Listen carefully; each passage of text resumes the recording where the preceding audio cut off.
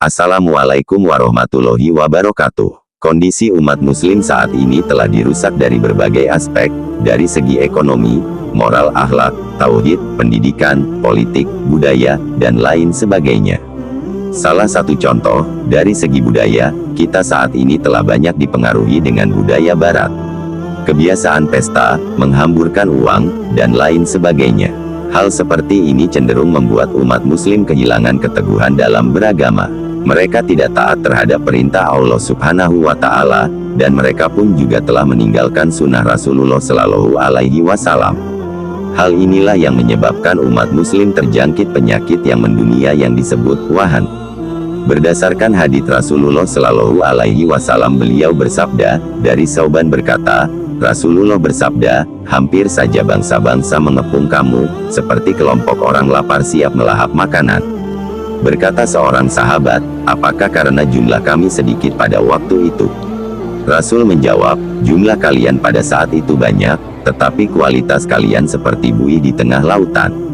Allah mencabut rasa takut dari musuh terhadap kalian, dan memasukkan ke dalam hati kalian penyakit wahan.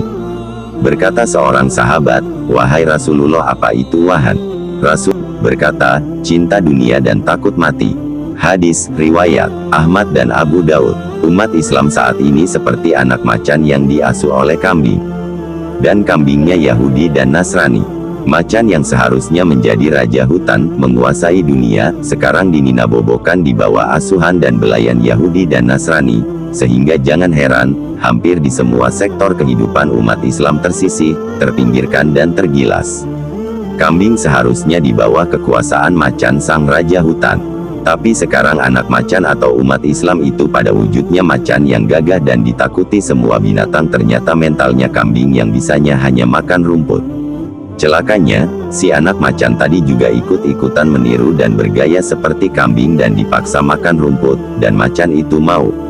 Suara auman sang macan harus dipaksakan mengembik seperti kambing, karena didikan dan suasana dunia kambing yang akrab ditemuinya sehari-hari, sangat ironis dan memprihatinkan. Kambing yang seharusnya menjadi santapan atau mangsa si anak macan. Mengapa bisa menjadi seperti ini? Jawabannya karena si anak macan belum menyadari dirinya itu macan, mempunyai orang tua dan mempunyai garis keturunan macan juga, yang secara fitrah harus menjadi penguasa hutan. Pada saat si anak macan bertemu dengan orang tuanya, keduanya mengajarinya menjadi raja atau khalifah di kerajaan hutan belantara. Diajarinya cara menjadi sosok raja hutan, dari mulai cara berkelahi, berburu dan menakut-nakuti musuh. Aumannya mengetatkan bulu kuduk setiap binatang penghuni hutan. Kehadirannya terutama saat ia lapar menjadi mimpi buruk bagi siapapun binatang yang berjumpa dan berhasil dijumpainya. Macan adalah sang agresor atau penyerang, sang hunter atau pemburu dan pemangsa, tiada duanya. Jangankan kambing, yang binatang bertanduk pun ketika berkelahi tak akan berkutik ketika menghadapi sang macan. Binatang buas lain pun akan berpikir dua kali kalau harus menghadapi sang macan.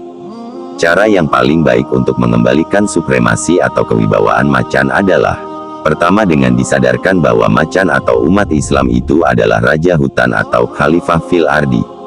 Kedua adalah dengan dikembalikan kepada bentuk dan potensi yang aslinya sebagai umat dakwah. Allah Subhanahu wa Ta'ala berfirman, yang artinya, kamu umat Islam adalah umat terbaik yang dilahirkan untuk manusia, karena kamu menyuruh berbuat yang ma'ruf, dan mencegah dari yang mungkar, dan beriman kepada Allah. Sekiranya ahli kitab beriman, tentulah itu lebih baik bagi mereka. Di antara mereka ada yang beriman, namun kebanyakan mereka adalah orang-orang fasik. Quran Surat Ali Imran, ayat 110. Umat Islam ini adalah umat terbaik yang dilahirkan untuk manusia yang lain, sebagai khalifah fil ardi dan dipersiapkan sebagai rahmatan lil alamin. Pertanyaannya, apa yang harus dilakukan umat ini untuk mengembalikan kejayaan yang pernah diraih nenek moyangnya? Yaitu dikembalikannya umat akhir zaman kepada kerja nabinya, nubuwah. Akan menjadikan umat ini kembali menguasai peradaban, kehidupan dan dunia ini sebagaimana generasi awal para sahabat Nabi Muhammad Shallallahu Alaihi Wasallam telah mampu menaklukkan dua kekuatan adikuasa atau superpower pada saat itu, yaitu Romawi dan Parsi. Mulai saat ini, sadarilah wahai macan, bahwa engkau umat terakhir pewaris kerja Nabi. Ambillah dakwah sebagai maksud hidup, jadikan visi dan misi akhirat sebagai orientasi hidupmu. Wallahu a'lam bishawab.